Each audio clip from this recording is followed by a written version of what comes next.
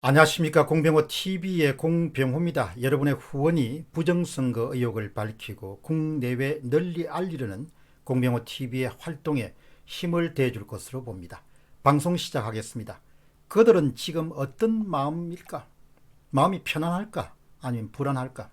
조용히 그냥 넘어갈 수 있기를 바랄 것입니다. 굳이 자신들이 나서지 않더라도 자신들의 반대편에 있는 농객들이나 정치인들이 열심히 자신들을 위해 싸워주고 있기 때문에 팔짱을 끼고 관망하는 그런 자세를 갖고 있을 것으로 봅니다. 그러나 속마음은 결코 편치 않을 것입니다. 사람이란 본래 옳은 일을 하면은 마음껏 떠들고 활개를 칠 수 있지만 옳지 않은 일을 하고 나면 자신도 모르게 입을 다물게 되고 행동을 조심하게 됩니다.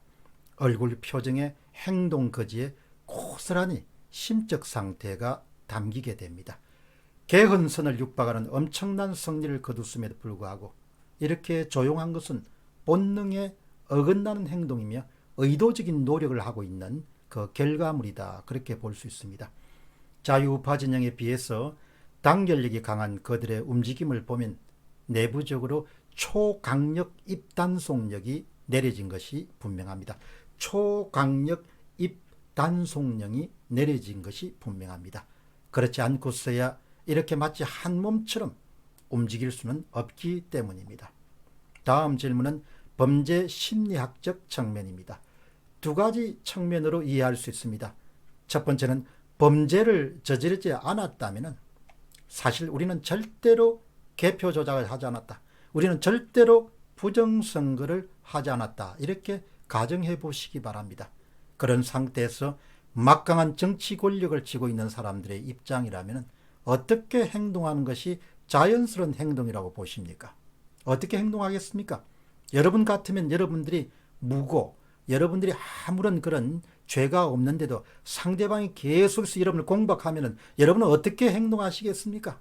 만약에 뒤가 구리는 일들이 일체 없었다면 어떻게 행동하는 것이 권력을 가진 사람들의 행동일 것으로 봅니까? 아마도 강력한 대책이 나왔을 겁니다. 아마도 초강력 대책이 나왔을 겁니다. 선거에 불복하는 일부 몰직한 사람들을 선동자로서 몰아붙일 것입니다. 그리고 선거 부정 증거를 제시하는 사람들은 벌써 고소 고발 사건의 대상자가 되었을 것입니다. 그들 진영의 열혈분자들은 총걸기에서 집중적으로 선거 부정 의혹 사건을 제기하는 사람들을 공격했을 것입니다. 온라인상으로 집요하게 공격했을 것입니다. 그러나 그런 일은 일어나지 않았습니다. 왜 그렇게 일어나지 않았겠습니까? 성인 분자이기 때문에 일어나지 않았겠습니까? 저는 그렇게 생각하지 않습니다. 두 번째입니다. 만일 그들이 범죄를 저질렀다면 어떻게 행동할 것이냐? 어떻게 처신할 것이냐? 일단 포커페이스를 보일 것입니다. 마치 태어난 것처럼, 마치 아무 일도 없는 것처럼 그렇게 행동할 것입니다. 완전히 이중적으로 행동할 것입니다. 겉으로는 마치 아무 일도 없었던 것처럼 초연하게, 조용하게, 냉정하게 이렇게 행동하려고 노력할 것입니다. 그러나 내부적으로는 수뇌부를 중심으로 긴박하게, 그러나 조용하게, 치열하게 움직이고 있을 것입니다. 발생 가능한, 발각 가능한 모든 시나리오를 예상하고 단속을 하기 시작할 것입니다. 방송, 신문사, 선관위, 그 밖에 모든 검찰, 경찰, 모든 곳에 법원 손을 쓰게 되겠죠. 본래 작전이 능한 사람들이기 때문에 최대한 작전 계획을 따서 추진할 것으로 봅니다. 따라서 이번 사건은 대다수로 구성되는 집단지성과 정치공학에 능숙한 소수의 대결 구도로 진행되고 있습니다. 여러분, 대다수의 자유를 사랑하는 시민들, 한국뿐만 아니고 해외까지 모든 사람이 증거와 이론과 지식과 정보를 동원해서 거악 세력들을 넘어뜨리기 위한 그런 정보를 직결시키는 일단 집단지성의 거대한 움직임이 한쪽에 있고, 또 다른 하나는 오랫동안 정치공학을 통해서 그 정치 권력을 지는 데 성공한 소수의 권력 주변 사람들이 충돌하는 그런 아주 세계적인 그런 충돌이 지금 일어나고 있는 겁니다. 다수의 집단 지성이 승리할 것인가, 아니면 소수의 정치공학자들이 승리할 것인가, 그 대결 구도가 지금 우리 사회에서 일어나고 있습니다. 집단지성은 국내외를 가리지 않고 사람들이 십시일반으로 자신의 시간과 에너지와 지식과 열정과 용기와 지혜를 총동원해서 제보하고 연구하고 이러면서 사건의 실체적 진실을 파헤치는데, 4.15 부정선거 의혹 사건의 실체적 진실을 파악하기 위해서 집단지성이 거대하게 움직이는 겁니다. 그러나 소수의 권력을 가진 사람들은 정보를 갖고 있고 권력을 갖고 있고 돈을 갖고 있고 지배할 수 있는 기관들을 갖고 있습니다. 이들은 계획을 세워서 그와 같은 공세를 막기 위해서 최선의 노력을 다하고 있을 것으로 봅니다. 두고 보시기 바랍니다. 다수로 구성된 집단지성이 승리할지, 아니면 정치공학에 아주 능숙한 소수의 권력자들이 성공할지 귀추가 주목됩니다. 다음 질문은 선거 이후의 여당입니다. 부정선거 의혹에 대해서 여당과 청와대는 지금까지 일체 언급이 없었습니다.